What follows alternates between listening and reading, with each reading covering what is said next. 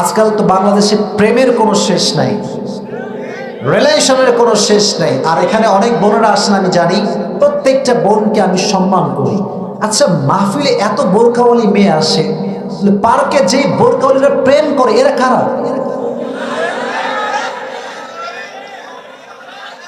ঠিক আছে না যুবক ভাই? আমার কথাটা, আমি কোনো বোনকে অসম্মান করছি না। আমার কথা হচ্ছে, দাড়ি রাখলেই যেমন দিনদার হওয়া যায় না, বোরকা পরলেই তেমন প্রকৃতপক্ষের দিনদার হওয়া যায় না। দিনদার হতে হলে এই যে এখানে যেই জায়গাটা আছে না, এটা পরিষ্কার হতে হবে। আমি স্পষ্ট দেখেছি অনেক বোরকাওয়ালি মেয়ে প্রেম করছে ঢাকাতে। আমি দেখেছি যে ওর সঙ্গে আছে টাটকা টিকটকার, ওর দুই পাশে দুই চুল কিছুই নাই, মাঝখানে ঘোড়ার মতো সদা লম্বা লম্বা সজারুর মতো চুল। তো আমি দেখে বুঝলাম যে আজকালকার মেয়েদের রুচি এই পরিমাণ নষ্ট হয়েছে যেটা মুখ দিয়ে বলা সম্ভব নয়। ঠিক কিনা বলেছে?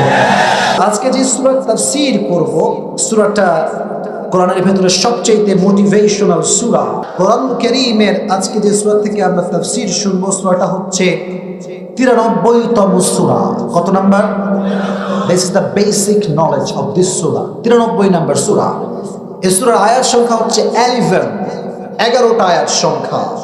প্রত্যেক সূরার মাঝে দুটি পার্ট আছে, একটা হচ্ছে মাক্কি আর একটা হচ্ছে মাদানী। এই সূরাটা হচ্ছে মাক্কি সূরা, 30 পারার শেষের দিকে এটি অবস্থিত, 17 নম্বর পৃষ্ঠায় এটি অবস্থিত। তাহলে আজকে আমাদের মূল আলোচনার যেই সূরা, এটার নাম হচ্ছে সূরাতুদ দুহা। নামটা বলেন কি?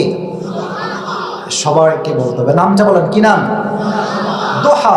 কোরআনের সবচেয়ে মোটিভেশনাল সূরা হচ্ছে দুইটা, এক সূরাতুদ দুহা আর এক হচ্ছে সূরাতু আলাম নাশরাহ। এই আয়াতগুলোতে আল্লাহ এমন কিছু মেসেজ দিয়েছে যে বান্দা বুঝবে, মানবে, তার জীবনে অশান্তি বলতে আর কিছু থাকবে না। সুবহানাল্লাহ পড়ে। তো এই সূরাটার কিছু প্রেক্ষাপট আছে, শানে নুজুল আছে। এই সূরার বৈশিষ্ট্য কি জানেন? এই সূরা পড়ার সঙ্গে সঙ্গে মাথার যেই চাপ, মাঝে মাঝে আমরা ঘুমের ওষুধ খাই চাপ সামলাইতে।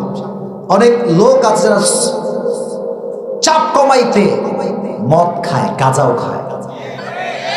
এই সূরার সেন্ট্রাল থিম বা সাবজেক্ট ম্যাটার হচ্ছে you cannot be upset as a Muslim. This is the main message of this surah.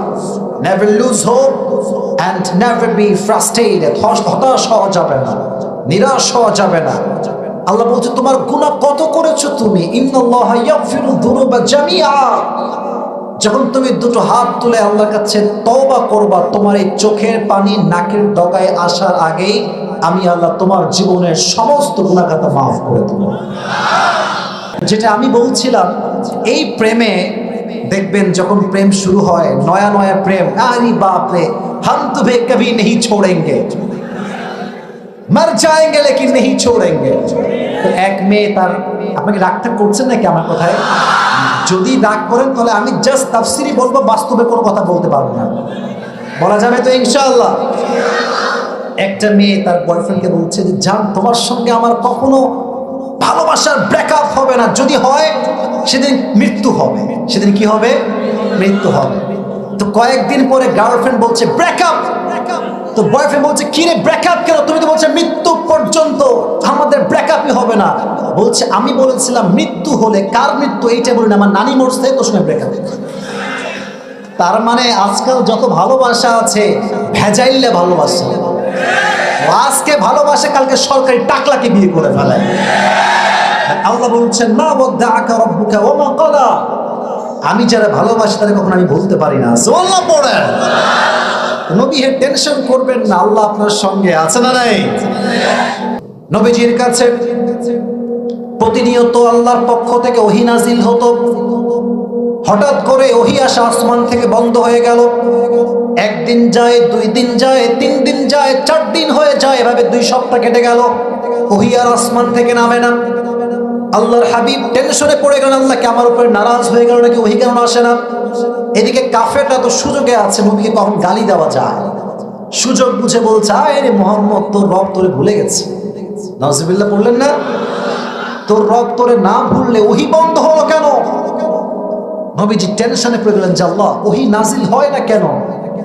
and he started to miss the revelation, ওহীকে তিনি মিস করতে আরম্ভ করলেন। আর কাফেররা গালির পরে গালি দেওয়া শুরু করলো যে মুহাম্মদের রব মুহাম্মদকে ভুলে গেছে। এবার আল্লাহ তাআলা সমস্ত কাফেরদের বিরুদ্ধে আয়াত নাযিল করলেন। আল্লাহ বললেন ওয়াদুহা ওয়াল লাইলি ইযা সাজা, নবী হে সূর্যের কিরণের শপথ, আলোর শপথ, আর রাতের শপথ, রাত যখন হয় নিঝুম আর নিস্তব্ধ। আল্লাহ এই রাত দ্বারা ওহীর অনাগমন বোঝালেন আর দিন দ্বারা ওহীর আগমন বোঝালেন। আল্লাহ বলছেন নবী হে ওহী যদি নাজিল হতেই থাকে, ওহীর একটা প্রেশার আছে, অলওয়েজ নাজিল হলে আপনার শরীরটা দুর্বল হয়ে যাবে। দিন শেষে রাতের ঘুম যদি মানুষের না হয়, মানুষের শান্তি লাগে না। তো আমি যে আপনার ওহী বন্ধ করেছি এটার কারণ এটা নয় যে আমি আপনার উপরে অসন্তুষ্ট, বরং আমি বন্ধ করেছি একটা কারণ, যে আমার নবী কষ্ট পাবে, আরাম করবে না, এটা আমি আল্লাহ আরশে আজিম থেকে সহ্য করতে পারবো না। সুবহানাল্লাহ পড়েন।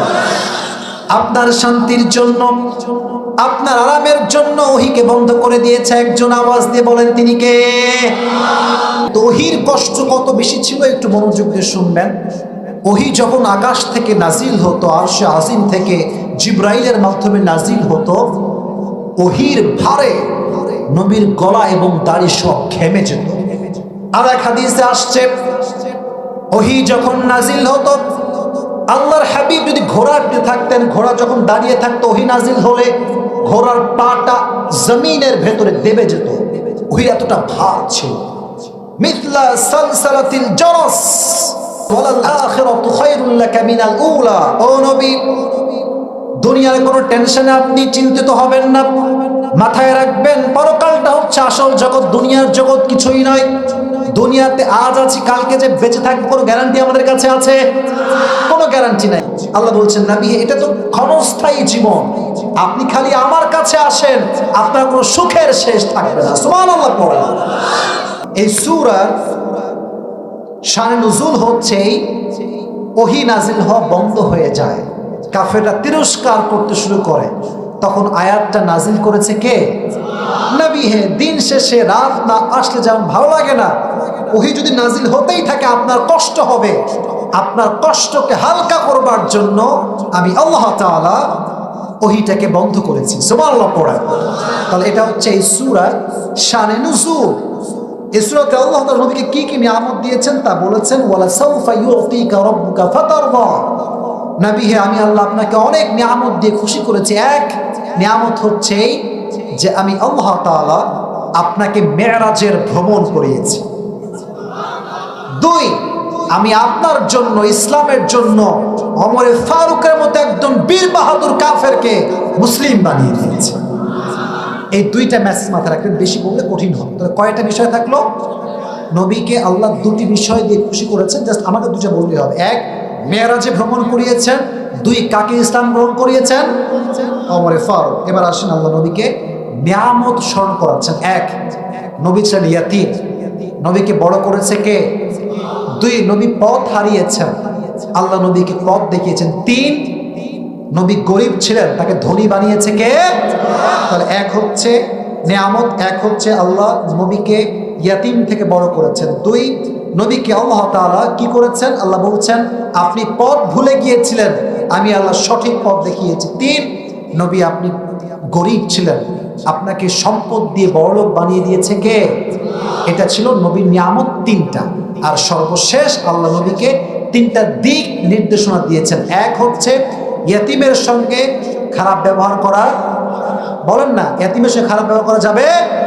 দুই, যদি কোনো গরিব আপনার কাছে আসে খালি হাতে, কথা বলেন, খালি হাতে ফিরিয়ে দেওয়া। আর সর্বশেষ আল্লাহ আপনাকে যে নিয়ামতগুলো দিয়েছে আপনি নিয়ামতগুলো প্রকাশ করবেন, শুকরিয়া তার প্রকাশ করবেন, আপনার নিয়ামত আরো বেশি বাড়ায় দিবে কে?